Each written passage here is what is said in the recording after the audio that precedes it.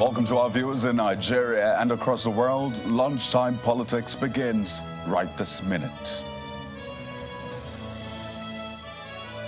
The Kano State Governor asks marketers to revert to old pump price since he says they still have old stock. Just as Cross River State Governor orders his task force to seal any filling station found hiking prices.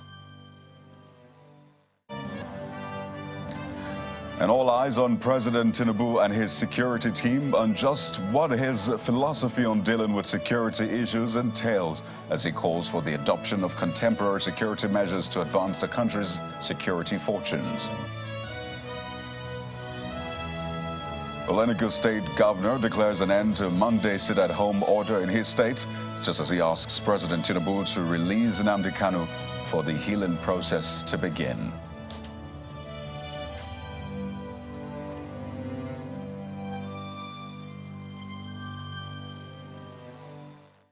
We'll begin with story happening now. More meetings for President Bola Tinubu today as he receives in audience members of the Progressive Governors Forum at the State House of the nation's capital, Abuja. All this comes after Governor Hope Uzodinma of Imo State emerged the new chairman of the Progressive Governors Forum for the next 4 years, succeeding former Governor of Kaduna State, Nasir El-Rufai. The Vice President is also in that meeting, Senator Kashim Shettima. And those in attendance include Governors Babajide Sanwo-Olu of Lagos, Hope Uzodinma of Imo, as well as a host of others. The APC governors not seen at the meeting, however, are Oluwarotimi Akeredolu of Ondo State, Biodoye Banji, and Nasir Idris. Those are the governors not in attendance. But in the meeting, there's also the Permanent Secretary of the State House, Tijani Umar, and former chairman of the EFCC, Mr. Nuhu Ribadu. The agenda of the meeting, which began at 11 a.m., is not clear. But earlier on, while congratulating them, President Tinubu described the role of chief executives of state as critical to the overall success of his administration and the desire for a Nigeria that works. Well, this is a developing story. I will bring you more details as soon as they come in. But our next stop is at the courts, where today's proceedings at the Presidential Elections Petition Court, presided over by Justice Haruna Samani, commenced with the case of the Allied People's Movement, as the APM. The APM in its petition contends that the withdrawal of Mr. Ibrahim Masari, who was initially nominated as the vice presidential candidate of the All Progressives Congress, APC, invalidated President Tinubu's candidacy in view of Section 131C and 142 of the 1999 Constitution as amended. But the tribunal adjourned at the last sitting to enable parties obtain copies of the judgment in a similar matter between the PDP and the APC, which the respondents in this matter say have been thoroughly dealt with. And the matter has again been adjourned to next week, Friday, that's June the 9th, on the ground that the councils have not been able to obtain copies of a Supreme Court judgment which is in reference. The next stop for the day is a petition by the Labour Party, Mr. Peter Obi, against APC, President Tinubu and his vice, Kashim Shettima. And lead counsel to Mr. Obi informed the court that he has a schedule of more evidence which they desire to render before the court, and went on to present evidences that's election results from Rivers and Kogi State. And this includes certified true copies of INEC election results from 6 local government areas in Rivers State as evidence, which the court then admitted while awaiting the argument of respondents who opposed to the admissibility of the document. The hearing on Thursday, the Labour Party candidate tendered results from 115 local government areas as part of his evidence to back his claims, but the respondents opposed the evidences tendered by the Labour Party candidate. We now have latest news for you that the tribunal has admitted results from Kogi, Rivers, Niger, Adamawa, Oyo, Bayelsa, and Edo State, which were tendered by the Labour Party. Away from the courts for a moment, the governor of Kano State, Mr. Abba Yusuf, is asking marketers to revert to the old price of premium motor spirit, also known as petrol, as he notes that marketers still have old stock which they purchased at the old price. while sympathizing with Kano people on what he describes as the needless hardship imposed on them with the price hike following the announcement by President Bola Tinubu. He urged marketers to be considerate by selling at the former price. According to a statement by his chief press secretary, Sanusi Bature, he also called on Kano residents to remain calm, saying his administration is committed to ensuring that Kano as a commercial hub is favorable for doing business. Similarly, the Cross River State Governor, Senator Basio II, has ordered the sealing of any filling station selling above a pump price or hoarding fuel. They gave the marching orders to a joint task force on petroleum monitoring in the state with a charge to ensure stabilization of petroleum product supply.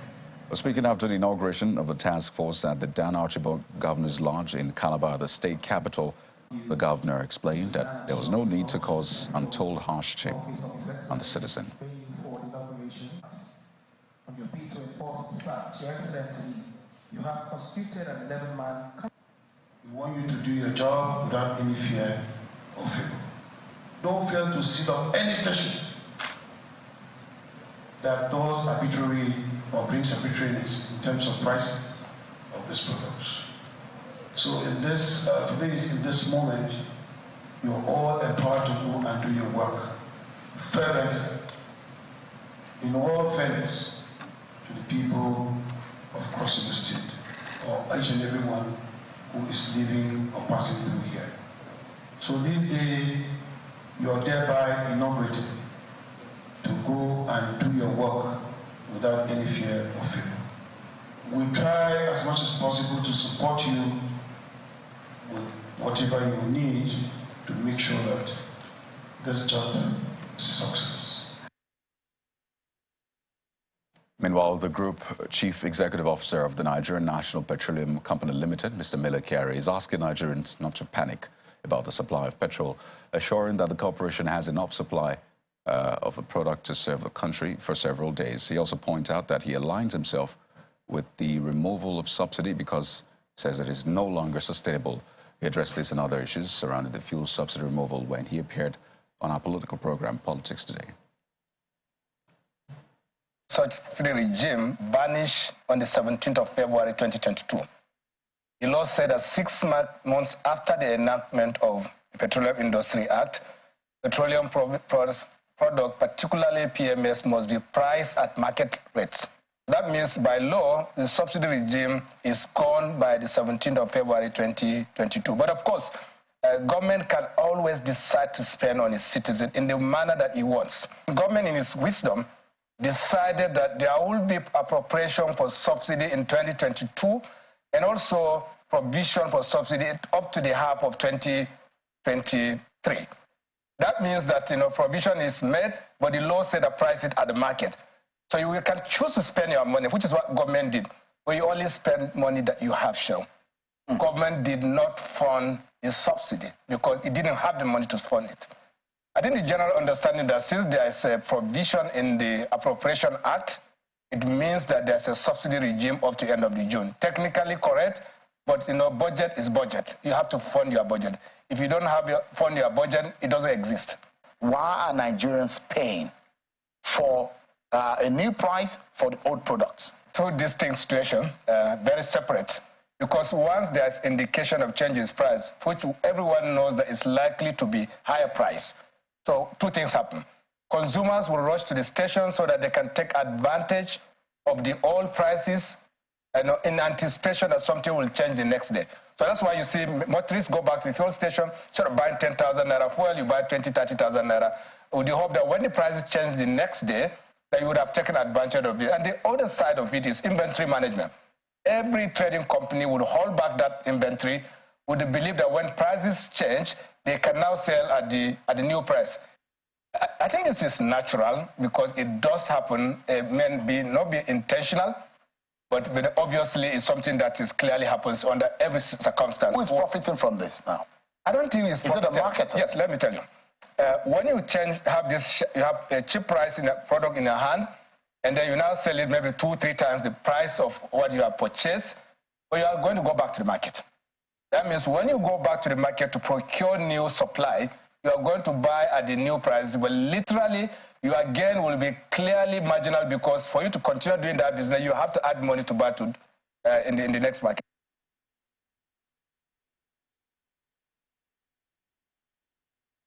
Well, let's bring you breaking news now from the nation's capital, Abuja, where the Nigeria Labour Congress, that's the NLC, is currently holding its National Executive Council meeting over the increment of petrol. That's the price of petrol.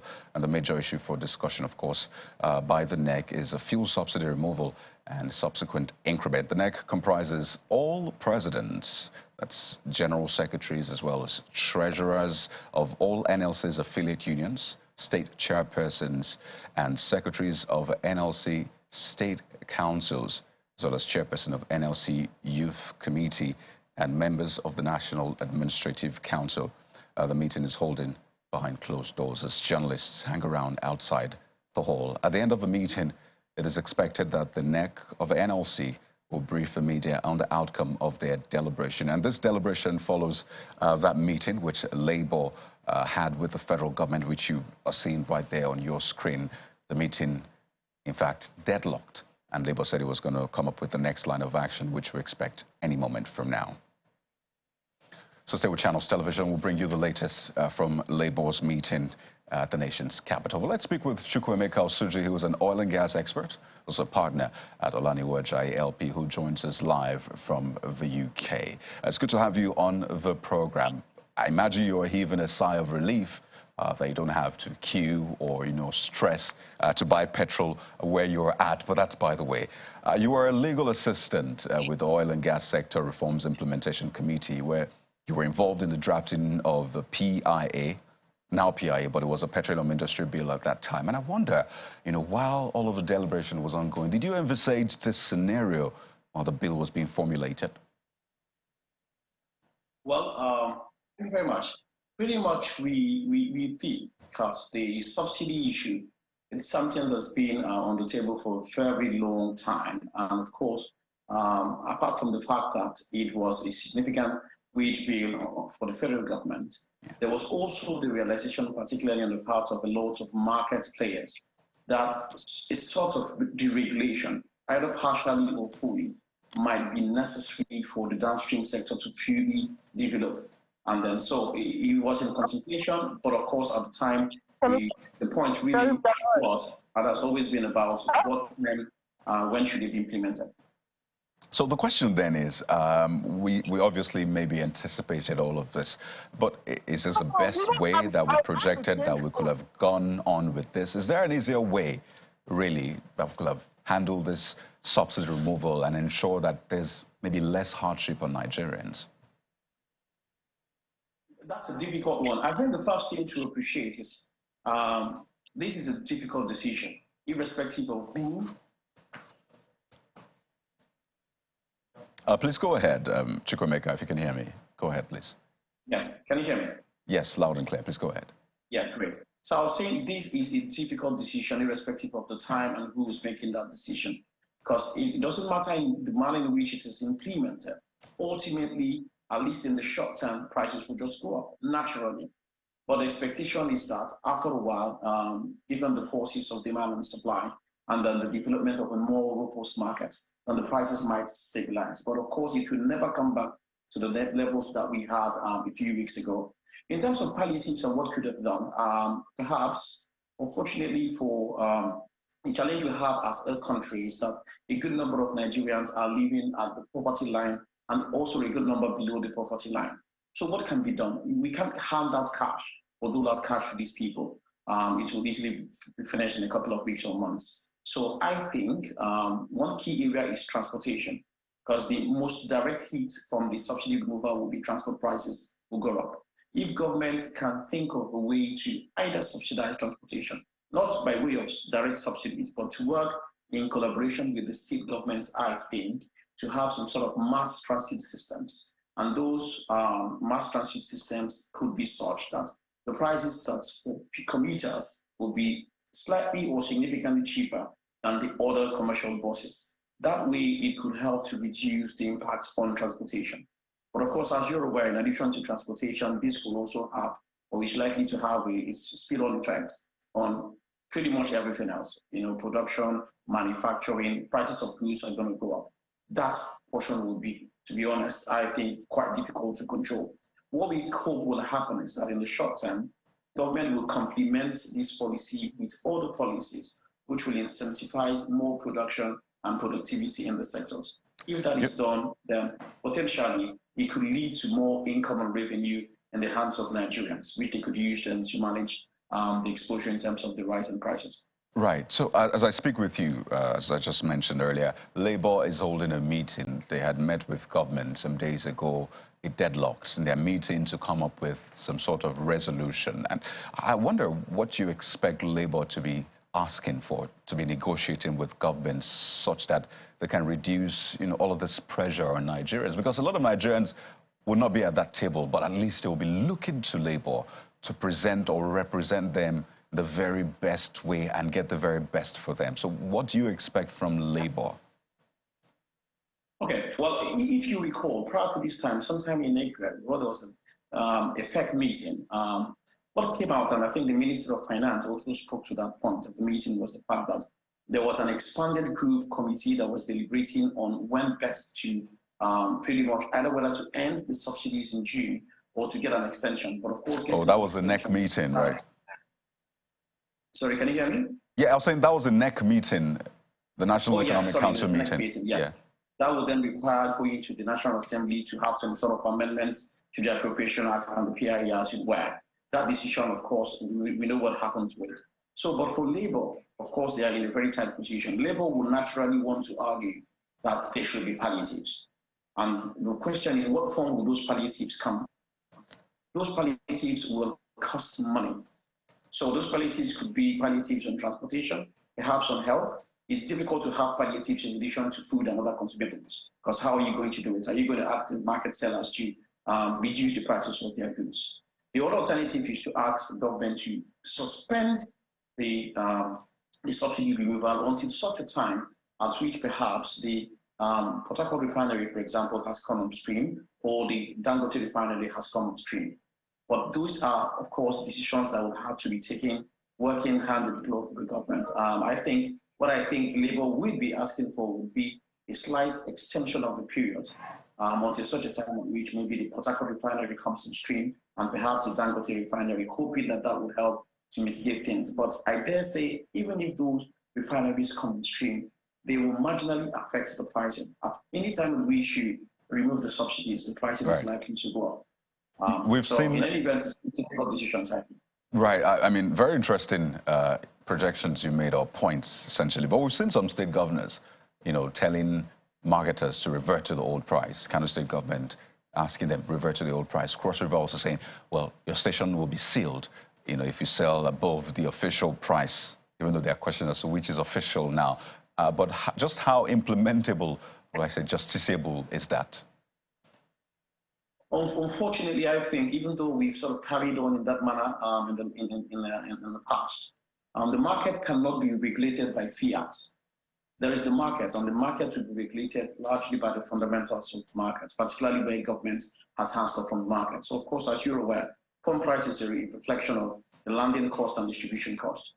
So if you ask the marketers to then sell at a particular price, when they can demonstrate to you that both the landing cost and the distribution cost is such that pegs the price above that, what are you asking them to do? You're either asking them to shut down or to operate at a loss, or you're then going to pay the difference.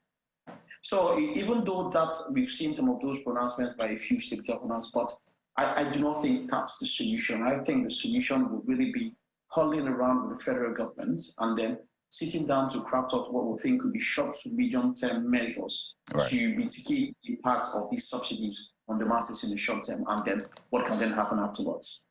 Chukwuemeka Osuji, oil and gas expert, partner, Olaniwoja ALP. Thank you so much for your time. Look forward to having you back in the country so we can enjoy this situation together. Thank you for your time. Bye-bye. Well, now that President Bola Tinubu has, not just given that pronouncement on subsidy, he has also relayed to the service chiefs his own philosophy on dealing with security issues, which is the adoption of contemporary security measures to advance the country's security fortunes. And the question now is, What next? The president, who met with security chiefs for the very first time after his assumption into office, also did not mince words that he will not tolerate a situation where security agencies work at cross purposes. The National Security Advisor, General Babagana Moungno, also disclosed that the president demands frequent consultations in tandem with the demands of the security situation in the country.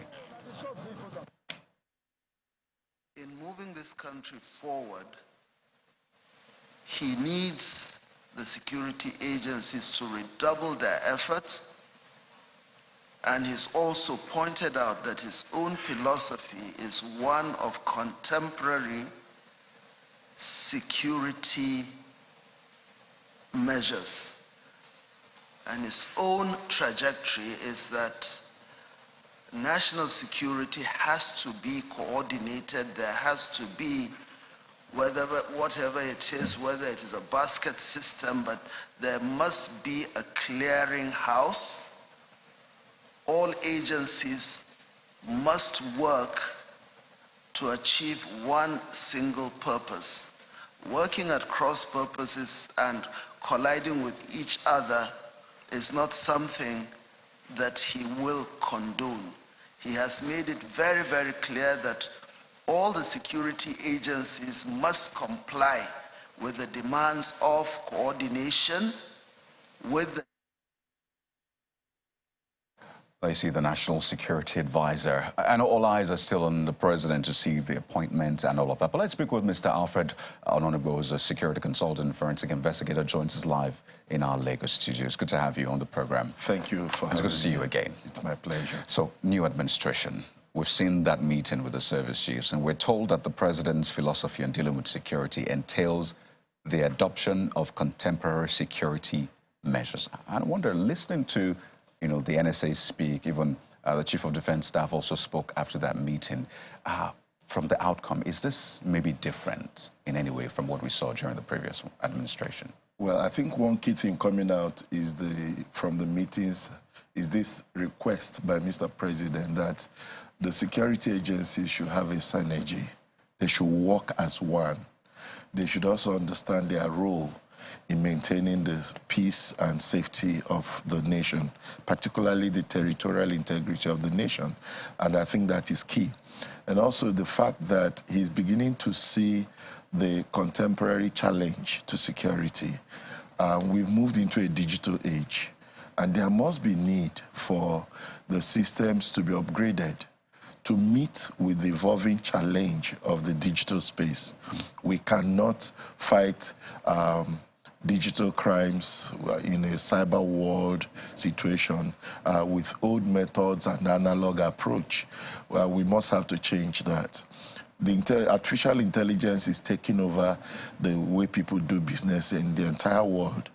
And I also see that advisors to Mr. President must have hinted him there's a need to rejuvenate the security service delivery system to ensure that we catch up with the trends of things, not just in Nigeria, because some of the crimes we are battling or threats we are battling in Nigeria do not emanate from Nigeria. Some are driven by ideologies, some are old arrangements, ethnic and religious issues, and some are also total erosion of values, over time. So I see his approach as very key. And you see it as different from what we saw during the Buhari administration? That's a different step. Let's see what happens down the road. And I think we already have a national security policy document, at least for the last administration. And I saw in that document that the human angle of security was being played up, saying that, well, we're going to ensure that we tackle it from this angle as well. So hearing the president giving this one, does that mean that effectively we have a new security policy or philosophy, essentially? Well, it's encouraging to see this happening at this stage. But Kaide, you will agree with me that one of our biggest challenges has been implementation, following through the things that are written down. We have documents. Nigerian security has enough information and intelligence on so many things, but we also needed the political will to engage the process. We cannot achieve this from nowhere. And also, Mr. President should begin to look at putting emphasis on community policing, because there must be a ground to top, base to top approach to routing out crime. If you begin to address crime based on social media sentiments and stuff, we'll just be playing around. Is now a good time then to know what the president's viewpoint on state police is? I would believe he is a firm believer in state policing, because while he was in Lagos State government, he adopted certain strategies, including which we see working, like LASMA and a couple of other ideas that he brought during his time. But it will be most effective to really consider providing the enabling environment for state police and local involvement by traditional rulers and other associations. So you believe he should follow through with state police? Definitely. Quickly, we saw the governor of Enugu State just yesterday banning the Monday sit-at-home. I know that this is not the first governor in the Southeast particularly that has frowned at that sit-at-home, but it still continues. In fact, it's a major thing. Travelers, once they hear it's Monday, they find alternative routes. Businesses are shut. So it's not the first time, but what should be done differently? Well, I think banning is one, but also encouraging people, and then making sure that those who are involved in the enforcement of these very responsible instructions are punished. I'm yet to hear that some of the people apprehended for being involved in asking people to sit at home and disrupting the social life of Nigerians have been truly punished. The law should take its course. I think that's a fine place to leave it. Mr. Alfred Ononugbo, security consultant, forensic investigator. Thank you so much. It's always my pleasure to be with you, Kennedy. Just one more stop, this time in Adamawa State, where Governor Omar Fintiri is reiterating his promise that he will reward loyalty, hard work during the last elections and appoint mostly women and youths into positions in his administration who played major roles in the emergence of the PDP government. He made this disclosure during a meeting of PDP stakeholders in the state capital, Yola, where he assured the people that his administration will do better. Well, that's been the package for this afternoon, everyone. Always great to have you join us. We'll be back in the coming week with a fresh episode. I'm Kyle Okikule. Goodbye.